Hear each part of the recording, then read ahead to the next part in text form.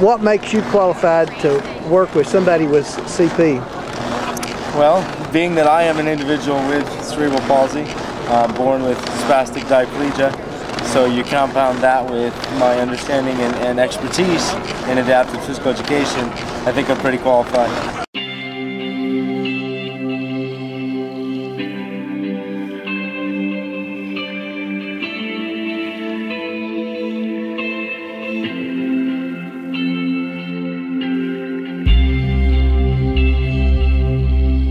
My name is Dr. Tom Moran, Associate Professor of Kinesiology at James Madison University.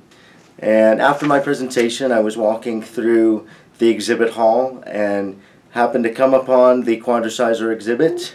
And as an individual with cerebral palsy, specifically spastic diplegia, Mr. Bohannon saw me and asked me to come and try out the Quadriciser.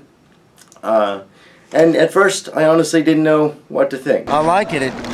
Right now I'm struggling with back spasms. My hip flexors are really tight. This is helping me go through full range of motion and loosen things up. It's really helping to pump my ankles and, basically improve my overall flexibility.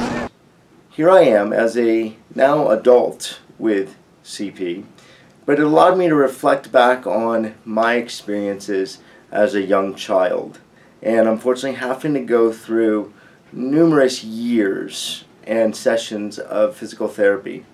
But one of the things that was very detrimental to me and very violating in some degree was how I had zero control over what the therapist was choosing to do to me. I was, being asked to lie on this therapy bed while they chose to stretch my hamstrings from here to kingdom come. And in many situations, a lot of the stretches and or exercises I was doing was giving me extreme pain. And I thought, gosh, they have all power over me. I began to reflect on some of those experiences. And one of the initial things that I realized about this machine, this passive active motorized therapy system, is it allowed me to be an independent mover. It allowed me to have some control over my body. So this teacher said, can we use our movement on the Quadriciser and equate not only the movement with the legs, but the movement with the arms into actual miles of movement. Student A, 43.8 miles of movement. Student B, 69.9 miles of movement. A lot of students would come on Monday after the weekend, and the teacher would note, the parent would note that they had 0 bowel and bladder movements over the weekend. Every single one of the students, after their exercise bout on Monday morning, would have a bowel and or bladder movement at some point during the day on Monday. I'm Susan Ellinger. I'm the director of the Shenandoah Valley Regional Program.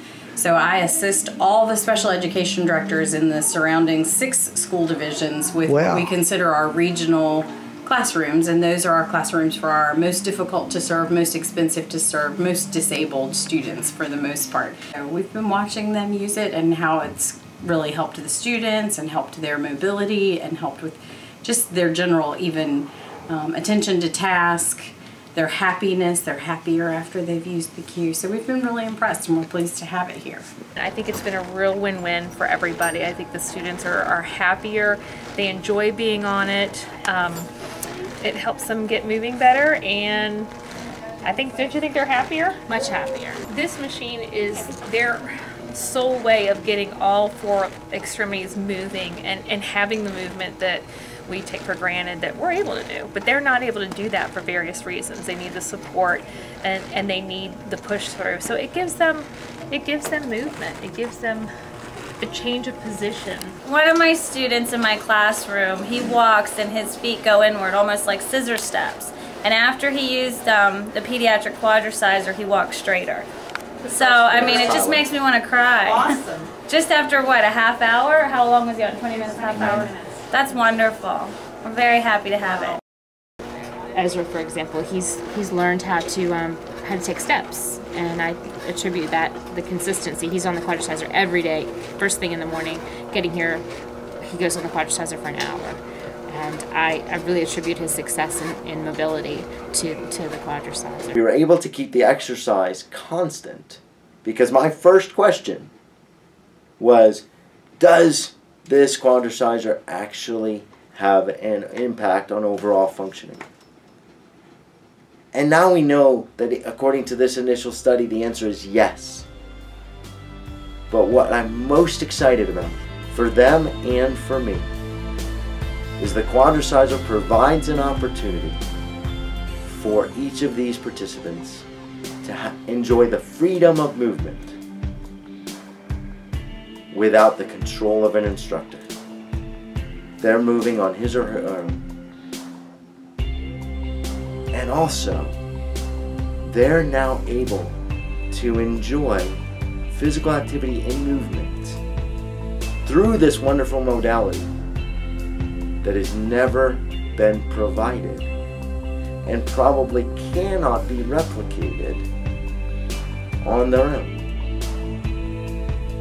And so I'm excited to see not only the initial impact, but as we continue this research and as we have the opportunity to follow these students through their middle school years and potentially into high school, what is the lasting impact of the Quadriciser, of continuous, repetitive, fluid movement on the overall functioning for these individuals with severe and significant disabilities?